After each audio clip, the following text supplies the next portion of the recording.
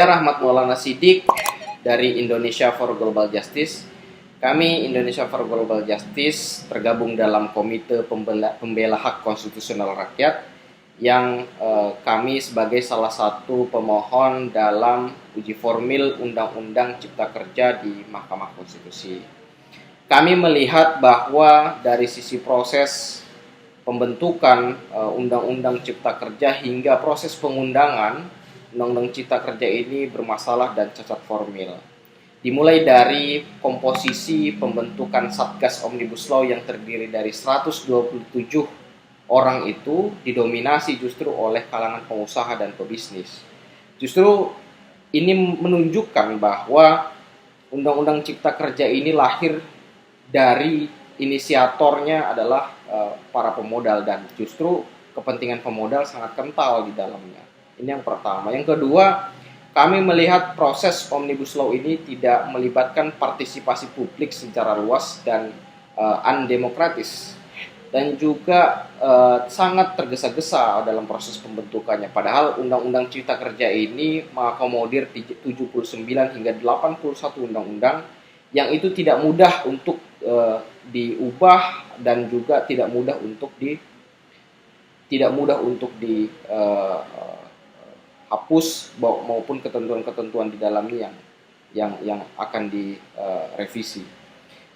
Jadi proses yang tergesa-gesa ini menunjukkan bahwa adanya tekanan-tekanan sebetulnya dalam proses pembentukan undang-undang ini. Salah satunya dari World Trade Organization atau WTO atau Organisasi Perdagangan Dunia yang meminta agar supaya Indonesia lebih fleksibel terhadap ketentuan impor pangan dan pertanian di Indonesia, membuka pangsa pasar lebih luas bagi ketentuan impor pangan dan pertanian di Indonesia. Dan itu terbukti dalam Undang-Undang Cipta Kerja justru meliberalisasi pangan dan pertanian dengan membuka akses seluas-luasnya bagi impor pangan dan pertanian di Indonesia.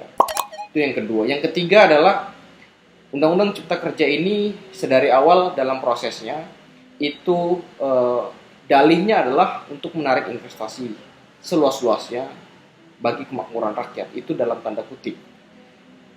Kami melihat bahwa kita tidak kekurangan untuk memberikan keistimewaan bagi investor. Kita pernah dan bahkan sudah memberikan keistimewaan kepada investor melalui perjanjian bilateral investment treaty. Tapi kemudian perjanjian itu terbukti pada tahun 2014 hingga 2016 terbukti merugikan perekonomian negara dan mengancam kedaulatan negara dan rakyat.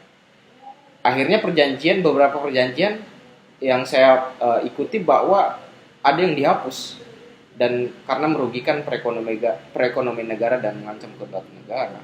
Dan ini justru diulangi dalam Undang-Undang Cipta Kerja dengan dalih untuk memberikan keistimewaan kepada investor dan untuk menarik investasi seluas-luasnya.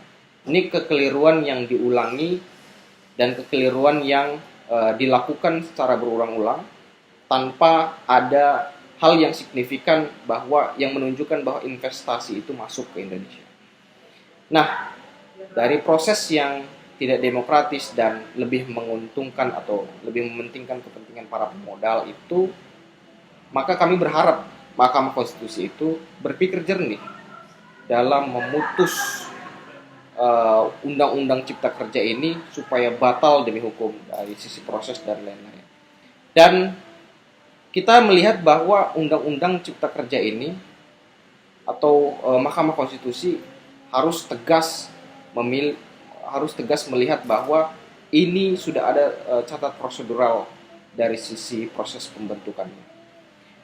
Saya ingat betul bahwa Mahkamah Konstitusi pernah melakukan putusan atau pembatalan terhadap suatu undang-undang. Itu terjadi pada Undang-Undang Sumber Daya Air, Undang-Undang Koperasi yang saat itu nuansanya sangat korporasi bukan koperasi, dan juga Undang-Undang Ketenagalistrikan yang sangat syarat dengan privatisasi. Dan lahirnya Undang-Undang Cipta Kerja ini tidak jauh berbeda dengan undang-undang yang pernah dibatalkan oleh Mahkamah Konstitusi itu secara keseluruhan. Maka kami meminta Mahkamah Konstitusi untuk membatalkan Undang-Undang Cipta Kerja ini secara keseluruhan hingga aturan-aturan turun. Demikian.